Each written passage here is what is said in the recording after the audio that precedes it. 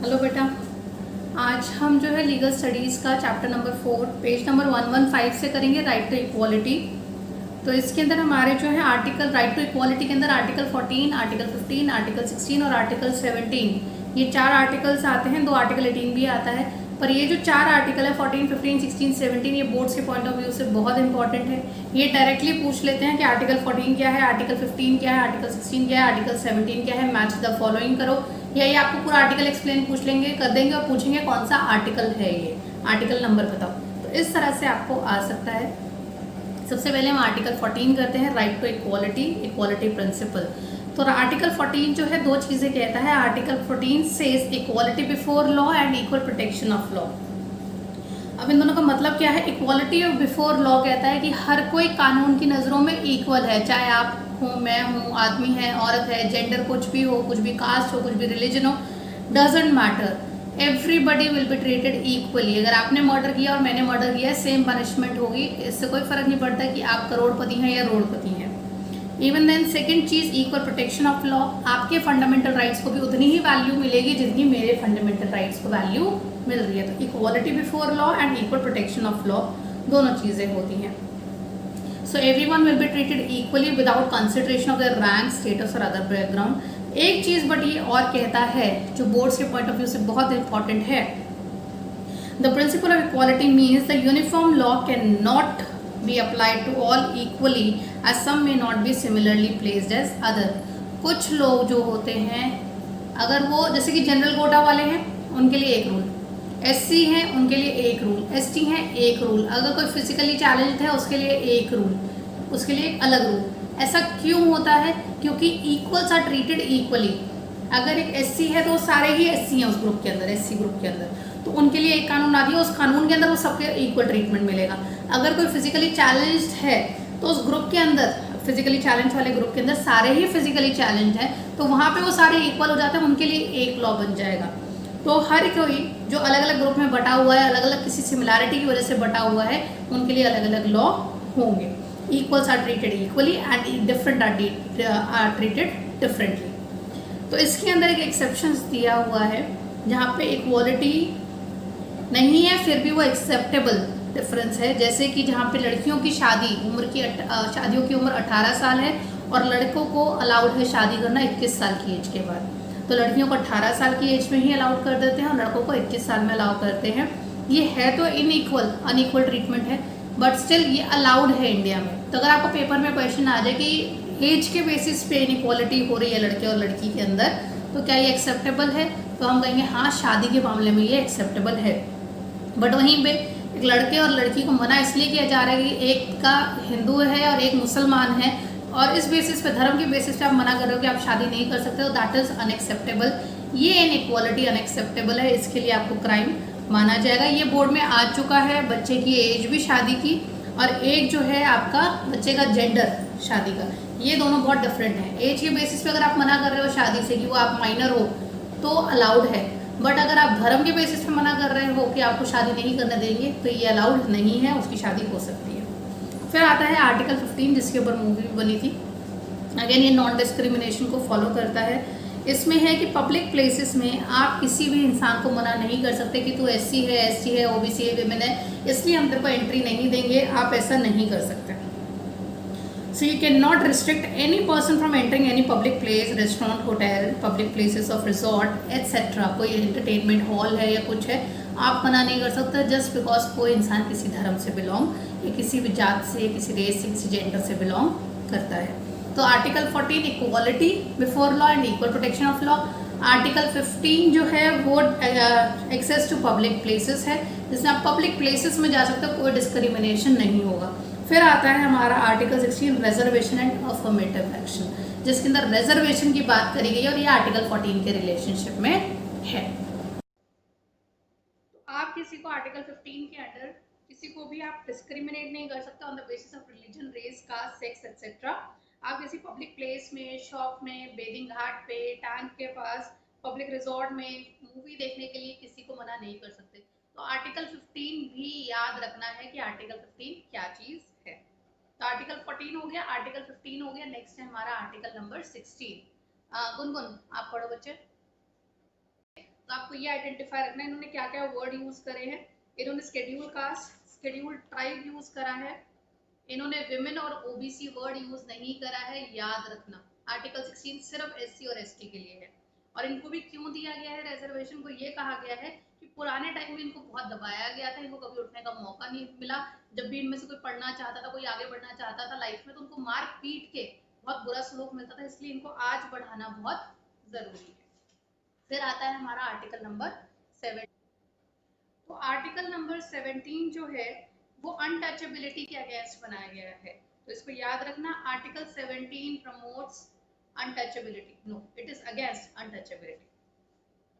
So Article 17 untouchability is abolished and its practice in any form is forbidden। किसी भी तरह से आप छुआछूत, ये नीचे फोटोज याद रखना, एक ये जो फोटो है जिसमें नीचे छुआछूत प्रथा लिखा हुआ है, अनटचेबिलिटी, आपको ये फोटो आ सकती है और ये फोटो के साथ ये पूछ सकते हैं कि कौन से आर्टिकल के बारे में बात हो रही है, या ये जो प्रैक्टिस है इस प्रैक्टिस को क्या कह रहे हैं, और ये जो है अबॉलिश्ड है या नहीं है, या अलाउड है, और कौन सा आर्टिकल इसको टेक केयर करता है कॉन्स्टिट्यूशन का। तो इस तरह से आपको ये लाइन आ सकती है। तो untouchability is abolished. This article can enforce against both the state as well as private individuals। तो ना ही किसी इंसान को, प्राइवेट इंसान को हक है कि एज एन यू और मी एज एन इंडिविजुअल भी हमें हक नहीं है, और ना ही सरकार को हक है किसी अनटचेबिलिटी को प्रैक्टिस करने का। ये जो है पनिशेबल है। Protection of civil right act 1955, 1 marker में याद रखना कि दो एक्ट इसके साथ डील कर रहे हैं। सबसे पहले सिविल राइट्स एक्ट है 1955 का, दूसरा schedule caste and schedule tribe act है 1989 का, ये दोनों इसको प्रोटेक्ट करते हैं। एंड आर्टिकल 17 के अंडर इन तीनों चीजों को फॉर्म एक्सेप्ट किया गया है, जिसके अंदर जो है दलित और आदिवासी के साथ आप छुआछूत इस तरह की प्रैक्टिसेस नहीं कर सकते। एक तो फोटो है जिसमें एक लेडी पानी पिला रही है एक बंदे को दूर से, ये जो है वही अनटचेबिलिटी प्रैक्टिस है। दूसरी गांधी की फोटो है, our struggle does not end so long as there is a single human being considered untouchable on the account of his birth। आपको ये लाइन आ जाएगी और ये पूछ लेंगे कौन से आर्टिकल के बारे में बात है। ये दोनों फोटोज भी इंपॉर्टेंट हैं, आपको पेपर में आ सकती है, फोटो बेस्ड क्वेश्चन भी हो सकता है 1 मार्कर में, कोई बड़ी बात नहीं है। देखो कोई डाउट है यहाँ तक पूछो। नेक्स्ट हम राइट टू फ्रीडम पे आते हैं। यहाँ पे आप आर्टिकल नंबर 19, 20, 21 और 22 को पढ़ने जा रहे हो, जिसके अंदर से आपका आर्टिकल नंबर 20 और 21 100% टॉपिक है आपके बोर्ड्स के लिए। 100% ये टॉपिक आएगा आर्टिकल 20 और आर्टिकल 21, इसको बिल्कुल नहीं छोड़ना है। ये किसी ना किसी फॉर्म में आ रहा है बोर्ड्स के अंदर, इसको नहीं छोड़ना, ठीक है। तो ये दो पेजेस बहुत इंपॉर्टेंट है, इसके अंदर एक एक फोटो, एक एक वर्ड, एक एक लाइन आपकी इंपॉर्टेंट है, आप नहीं छोड़ेंगे। बहुत बार यहाँ से गेम्स प्ले हो रही है, एक एक वर्ड के साथ क्वेश्चन आ रहे हैं, तो इनको स्ट्रॉन्गली करना है। तो पहले हम राइट टू फ्रीडम पढ़ते हैं, ठीक है। अनिका, राइट टू फ्रीडम। तो सबसे पहले हमें आज़ादी किस किस चीज़ की है, हमें फ्रीडम किस किस चीज़ की है।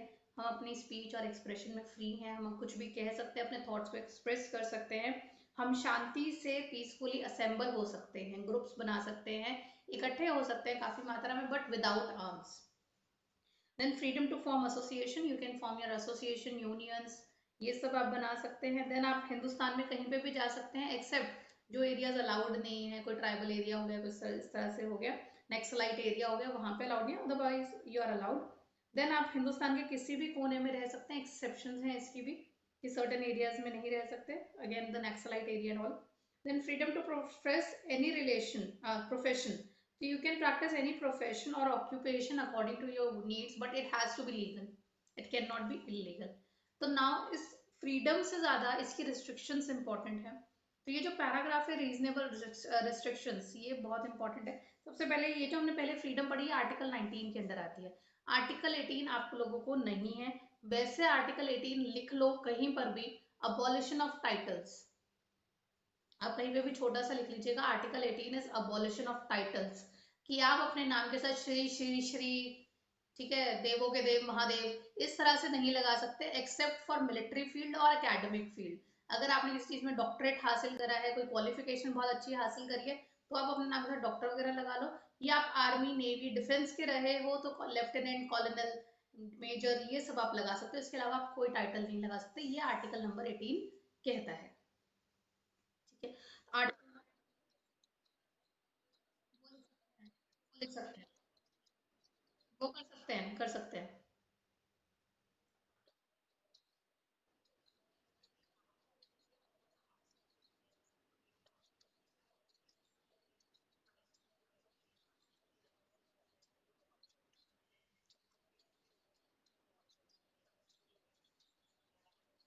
आपका जो रीजनेबल रिस्ट्रिक्शंस हैं ये बहुत इंपॉर्टेंट है, ये आर्टिकल 19 का ही पार्ट है कि आपको आज़ादी तो है, पर हर आज़ादी के साथ, हर फ्रीडम के साथ एक एक रिस्ट्रिक्शन है। तो ये रिस्ट्रिक्शन इसलिए है क्योंकि जहाँ पे देश को, सरकार को लगेगा कि आप अपनी फ्रीडम का मिसयूज कर रहे हो लोगों को भड़काने के लिए देश के अगेंस्ट, तो वहां पे आपके जो ये आज़ादी है वो छीन ली जाएगी। तो ये जो रिस्ट्रिक्शंस हैं ये होती हैं हमारे राइट्स पे।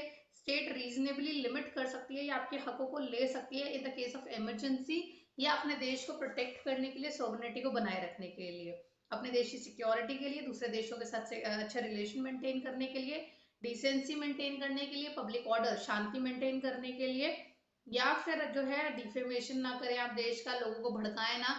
अगर कुछ भी ऐसा होता है देश के खिलाफ, लोगों के खिलाफ, पब्लिक मोरालिटी के खिलाफ, तो सरकार आपके ये हक ले सकती है।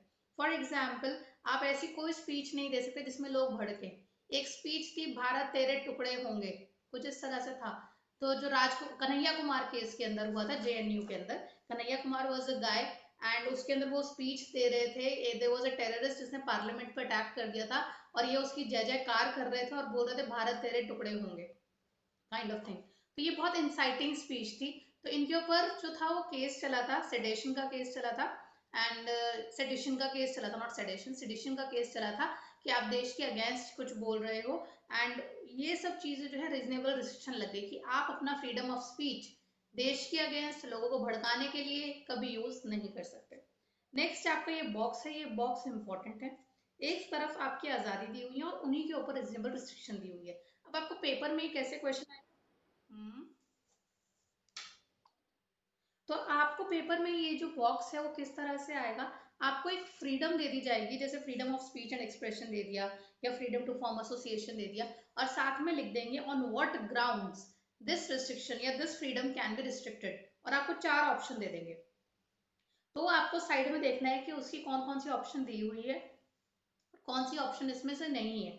जैसे कि freedom of speech and expression किस बेसिस पे रोकी जा सकती है, sovereignty and integrity of India के लिए, सिक्योरिटी ऑफ द स्टेट के लिए, friend relation with foreign states के लिए, आपके पब्लिक ऑर्डर के लिए, डिसेंसी और मोरालिटी के लिए, कंटेम्प्ट ऑफ कोर्ट के लिए, डिफेमेशन के लिए, और इंसाइटमेंट के लिए।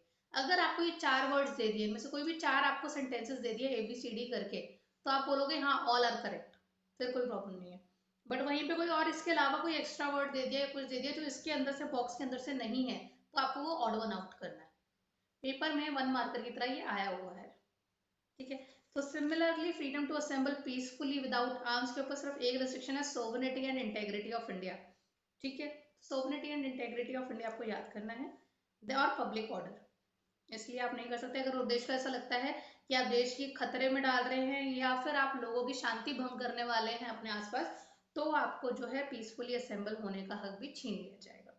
जैसे कि आपका वो था राम रहीम के केस में, राम रहीम के केस में जो हरियाणा के अंदर केस चला था, सोना जेल थी इस तरह से कुछ थी, तो वहां पे उस जेल के अंदर जो था, उस कोर्ट के अंदर जो था नियर बाय हरियाणा के, वहां पे केस चला था।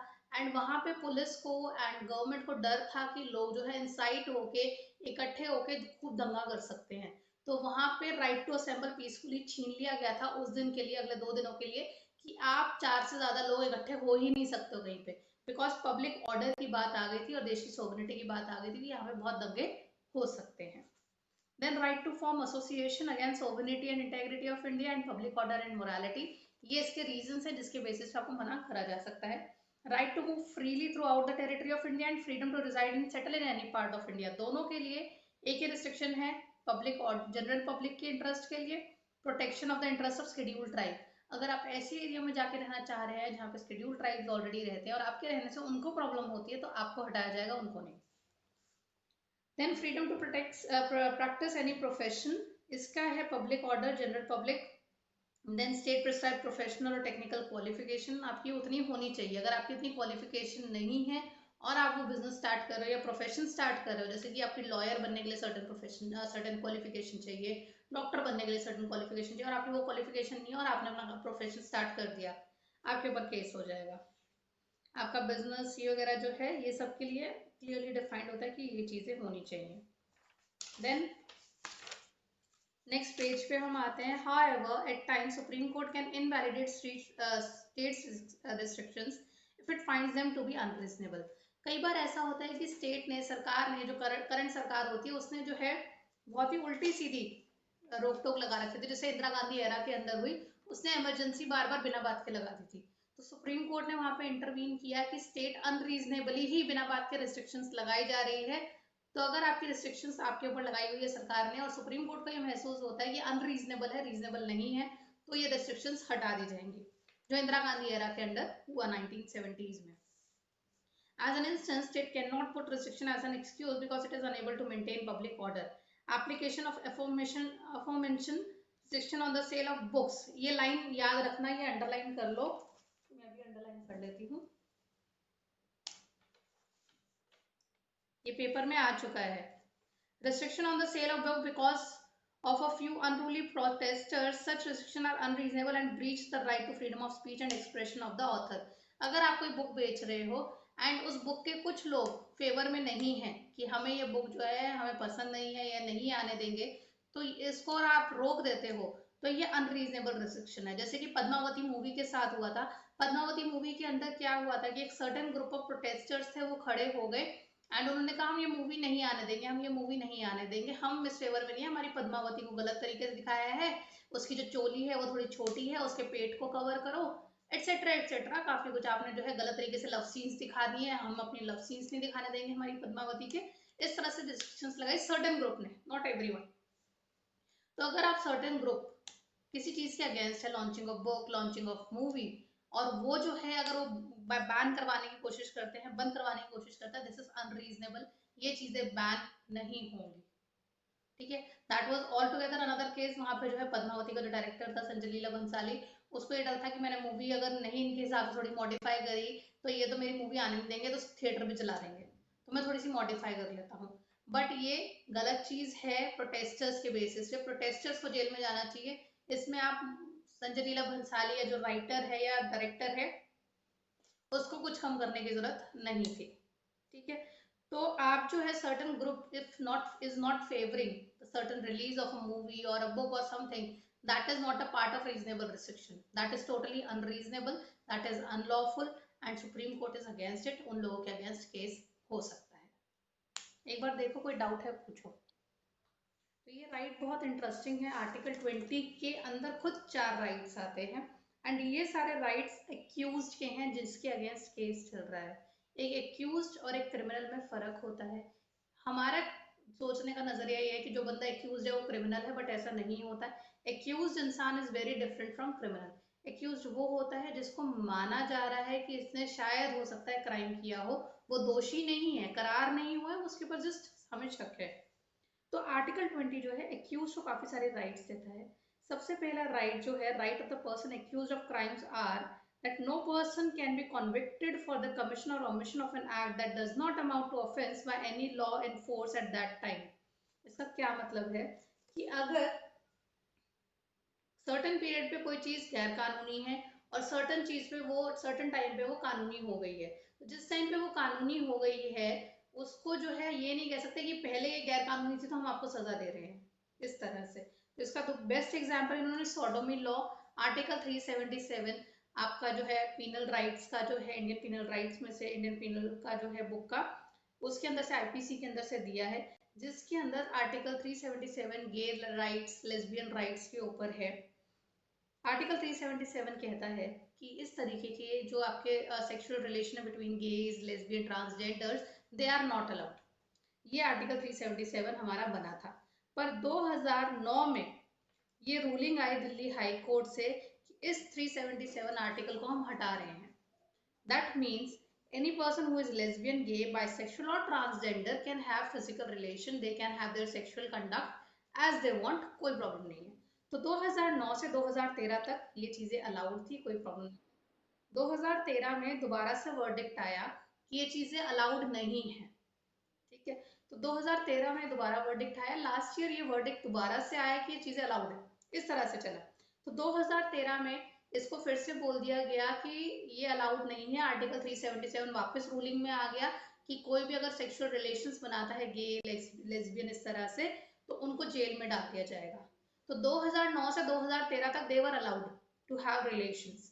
तो इस दौरान अगर 2011 में किसी के फिजिकल रिलेशंस रहे हैं, कोई गे लेस्बियन बाइसेक्सुअल कोई भी इनका इस तरह से सॉडोमी कंडक्ट रहा है, तो आप 2013 में आके ये नहीं बोलोगे कि तुम्हारा 2011 में ऐसा रिलेशन हमने देखा था, हम तुम्हें अब जेल में डाल रहे हैं, नहीं। क्योंकि जिस टाइम पे वो रिलेशन देखा गया था उस टाइम पे उनको अलाउड था। आप बैक डेट में जाके उन्हें पनिशमेंट नहीं दे सकते, आप करंट के हिसाब से देखोगे। अगर आप 2013 के बाद या 2013 में उनको देखते और अगर आपको ये होता है कि इनका सेक्सुअल रिलेशन हो रहा है which is not allowed at that time, तब आप उनको पनिशमेंट दोगे, उससे पहले या उसके बाद नहीं दोगे। कि जब वो हट गया, जब तक वो चीज रूलिंग में है, उसी रूलिंग के दौरान अगर कुछ हो रहा है तभी आपका अलाउड है उसको पनिशमेंट देना। फिर आपका आर्टिकल 20 का सेकेंड पार्ट आता है, a person who is convicted of a crime should not receive a penalty greater than what is provided in the law. तो जो कानूनी तौर पे सजा लिखी हुई है, जिस गलती की जितनी सजा लिखी हुई है, अगर आपने कोई चोरी करी है और उसकी 2 साल की सजा लिखी है, तो आप उसे 10 साल की सजा नहीं दोगे। जिस चीज की जितनी सजा है उससे ज्यादा उसको पनिशमेंट नहीं मिलेगी। अगर आपने गाड़ी क्रॉस करी और उसका चालान 1000 रुपए का, तो आप उसे 10,000 रुपए नहीं लोगे, 1000 रुपए या 2,000 रुपए जो बनते हैं, जो आपका कॉन्स्टिट्यूशनली लिखा हुआ है, जो आपकी आईपीसी की बुक्स में लिखा हुआ है, आपको उतना ही लेना है। Thirdly, no person shall be prosecuted and punish for the same offence more than once. अगर आपको किसी क्राइम की सजा एक बार मिल गई है, आप बाहर आ गए हो, आपने सजा भुगत ली है, उसमें दोबारा जेल में नहीं डाल देंगे कि हम तेरे को दोबारा सजा दे रहे, नहीं। एक गलती की एक बार सजा मिलती है, बार बार सजा नहीं मिलेगी। तो आपने अगर मेरा मर्डर करा है और आप जेल में चले गए, फिर आप सजा काट के बाहर आए, दोबारा जेल में नहीं डाल देंगे, पूनम का मर्डर किया था जब तक को दोबारा डालते हैं, नो। देन आपका फोर्थ आता है, no person accused of any offence shall be compelled to be witness against himself और हरसेल्फ। आप एज अ पुलिस जबरदस्ती मार पीट के किसी एक्यूज्ड के मुंह से ये नहीं निकलवा सकते कि हाँ तूने क्राइम करा है। This is right against self incrimination. Her accused को हक है फ्री एंड फेयर ट्रायल का, तो उसकी मर्जी है वो अपना गुनाह कबूल करना चाहे या ना करना चाहे, आप उसको कंपेल नहीं कर सकते, आप उसको फोर्स नहीं कर सकते। This is not at all allowed. तो 4 हक हो गए, बैक डेट से कोई पनिशमेंट नहीं, पनिशमेंट की जितनी सजा है उससे ज्यादा पनिशमेंट नहीं, एक ही गलती की बार बार सजा नहीं मिलेगी, चौथा आप किसी को फोर्स नहीं कर सकते एक्यूज को कि वो अपने खिलाफ गवाही दे। ये 4 राइट्स एक्यूज के होते हैं, 4 मार्कर्स में ये आ जाएंगे आर्टिकल नंबर 20 के अंडर। यहां तक क्लियर है? तो article 21 is the most important article. ये जो है आपका हक कोई नहीं ले सकता, इसके लिए बहुत ही रेयर एक्सेप्शन है। इमरजेंसी भी लग जाए देश में तो भी आपका आर्टिकल 21 नहीं लिया जा सकता। आर्टिकल 21 है क्या? Right to life and your personal liberty, आपका जीने का हक और आपकी पर्सनल लिबर्टी, आपकी आज़ादी बहुत ज़्यादा इंपॉर्टेंट होती है। No one shall be deprived of his or her personal liberty except according to procedure established by law. अगर कानूनी तौर पे सर्टेन चीजें लिखी हुई हैं, उनमें से आप कोई चीज कर देते हो तो आपका जीने का हक छीना जाएगा, उसके अलावा आपका जीने का हक कोई नहीं ले सकता। ये आर्टिकल बहुत ही फंडामेंटल है, बहुत एक्सपेंसिव है, एक्सपैंडेबल टाइप है, और इसमें बहुत सारे राइट्स आते हैं। ये जो राइट्स हैं ये सिटीजन और नॉन सिटीजन, चाहे फॉरनर हो, उसको भी ये राइट्स मिलेंगे। ये आर्टिकल उसके ऊपर भी अप्लाई होता है। The meaning to right to life includes many thing. First, human dignity, right to basic requirement of life, रोटी कपड़ा मकान, ठीक है। Self respect, right to participate in activities, आप चीजों में पार्टिसिपेट कर सकते हो। Expression, right to tradition, right to heritage culture. Personal liberty के अंदर जो है आपकी खुद की राइट्स आते हैं, right to do anything you want to do freely, nobody can force you to do certain things. इसके अलावा भी बहुत सारी चीजें आती है जो आपको टेबल में है, टेबल से एक एक लाइन सीधा उठा के पूछना कौन सा आर्टिकल है। Human dignity, basic necessity of life, engaging in activities, expression, tradition, heritage, culture, privacy. Privacy is also part of right to life. याद रखना। Pollution free environment, livelihood, against sexual harassment. Board में आ चुका है against solitary confinement. आपको कोई अकेले बंद कर देता है बिल्कुल सबसे कट ऑफ करके, राइट टू लाइफ के अगेंस्ट है, याद रखिएगा। ठीक है, पेपर में आया हुआ है बोर्ड में last year. Legal aid, speedy trial, आपका केस जल्दी खत्म होना चाहिए, आपको लीगल एड मिलना चाहिए against delayed execution, capital punishment. सजाए मौत मिली है तो जल्दी से जल्दी देके निपटाओ, टांगे मत रखो उस बंदे को, मतलब कि उसको ये वेटिंग में मत रखो, अब मुझे सजा, अब मुझे मतलब फांसी की सजा आपने दे दी पर आप उसे फांसी दे ही नहीं रहे हो, बिठा रखा है उसको, देंगे देंगे देंगे टाइप्स। ऐसा नहीं होना चाहिए। अगेंस्ट कस्टोडियल वायलेंस, आप कोर्ट जेल में उसको पीटेंगे मारेंगे नहीं किसी को। Shelter, health care, medical provision, against bonded labour, against cruel and unusual punishment, आपको ये याद रखने हैं, इनमें से कुछ भी आ जाएगा। Right to life and liberty का पार्ट है। देन सेकेंड पार्ट ऑफ इस आर्टिकल का जो सेकेंड पार्ट है उसके अंदर प्रोसीजर है कि किस तरह से आपके ऑन नहीं करा, हाँ। तो सेकंड पार्ट इसका ये क्लियरली मेंशन करता है कि किस तरह से आपके हक ले लिए जाएंगे, प्रोसीजर एस्टैब्लिश बाय लॉ। सबसे पहले पेपर में आ जाएगा what do you mean by procedure establish by law. A person can be deprived of his or her right to life और personal liberty only by establish procedure establish by law. इसका मतलब है any law that limits or take away one's right to life and personal liberty must contain a procedure that is fair and reasonable and not arbitrary। जिस ground पे आप किसी का जीने का हक दे रहे हो वो ग्राउंड्स क्लियरली मेंशन होने चाहिए। ऐसे नहीं कि बस मूड कर रहा है इसको मौत का सजाए मौत दे दें, ऐसे नहीं। इसके पीछे क्या कारण है आपको पूरे एक्सप्लेन करने होंगे, उसके बिना आप किसी को सजाए मौत नहीं दे सकते। इसमें दो रीजन है जिसकी बेसिस पे आप किसी को डेथ पेनल्टी दे सकते हो। सबसे पहले आपका जो क्राइम है वो रेयरेस्ट ऑफ द रेयर है, ठीक है। आपने जो किया है वो रेयरेस्ट ऑफ द रेयर चीज है। आपने निर्भया केस के बारे में सुना होगा जिसके अंदर एक लड़की का रेप होता है एंड उसको बहुत ज्यादा बुरी तरह से टॉर्चर किया जाता है। तो उसके अंदर जितने भी दोषी थे, जितने भी अक्यूज थे, सबको डेथ पेनल्टी मिल गई थी except one was juvenile. Other बाकी सबको जो है डेथ पेनल्टी मिली थी। Why? Because what they did was rarest of the rare crime, ठीक है। सबसे पहले तो इस बेसिस पे आपको मिलती है। सेकेंड चीज जो प्रोसीजर एस्टैब्लिश बाय लॉ कहता है कि अगर आपने किसी को सजाए मौत दे दी है, किसी को पनिशमेंट बोल दिया कि इसको सजाए मौत देनी है, तो आप उसको जो है वेट नहीं करवाओगे। अगर आपने किसी को बोल दिया कि सजाए मौत देनी है और 5 साल तक बंदा बैठा है कि आज मुझे सजाए मौत मिलेगी, आज मुझे टांगेंगे, आज मुझे मारेंगे, बट वो नहीं हो रहा है, तो 5 साल बाद वो इंसान दोबारा से री अपील कर सकता है कि I have been waiting since 5 years that the capital punishment has been given to me, but still मुझे वो पनिश नहीं कर रहे हैं, मैं 5 साल मुझे वेट करते हुए हो गया, आई एम री appealing, reconsider my case whether I should be given this punishment और नॉट। तो 5 साल बाद ये हक है, पेपर में आया हुआ है, आपको करना है। इतना समझ में आया?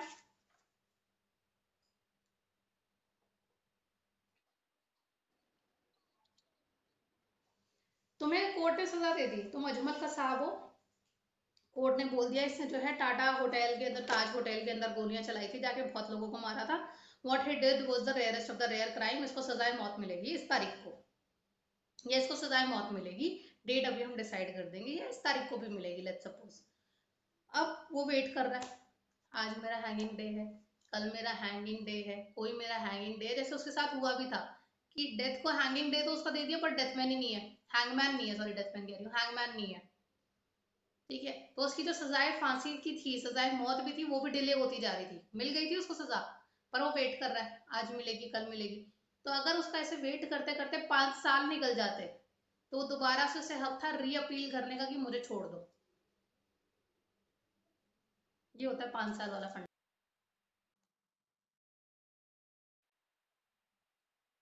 हाँ हाँ, आईपीसी में मेंशन है। इंडियन 5 years से पहले नहीं, ठीक है। इतना समझ में आया? एक सेकंड होल्ड करना।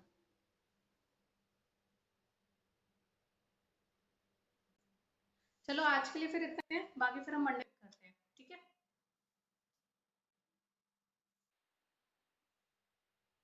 बाय।